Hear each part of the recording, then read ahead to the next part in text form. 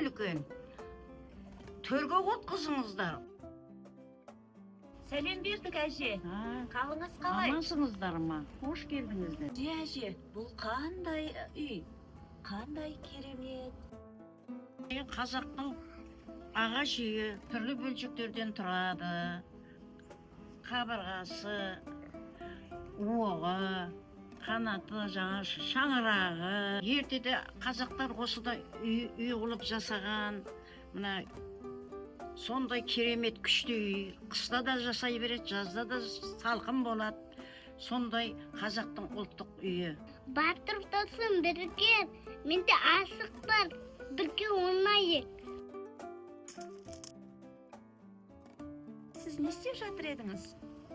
Қазақтың ұлттық үйінің өнерлеріндегі батырмын. Оюлар қандай әдемі екен? Бұлардың мағынасы бар ма? Менің де жасым үлкейді, мына келініме өнерлерді үйретіп жатырмын. Қазақтың ұлттық өнерлерін. Қазақтың әр оюының өзіндік мәні болады. Қошқар мүйіз, молшылық пен байлықтың белгісі.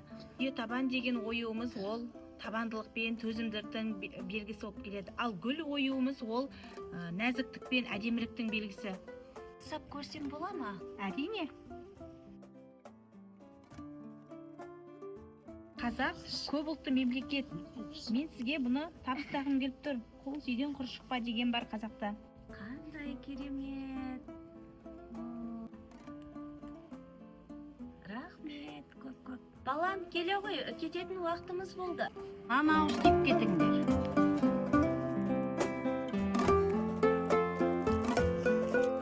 Ақмаржан қала, ағарман қала, ақтауы менің ертеңі. Мұнайлы қала, шырайлы қала, маңғыздау сазын шертеді. Ал балдарым, қыздарым, бүгінгі бірлік күндеріміз құтты болсын. Отбасыларымыз аман болсын, балдарымыз аман болсын, жақсы күндеріміз көп болсын. Бар жерде тірлік бар, достық бар жерде байлық бар. Шаңырағымыз биік болсын. Еліміз аман, жұртымыз тыныш болсын.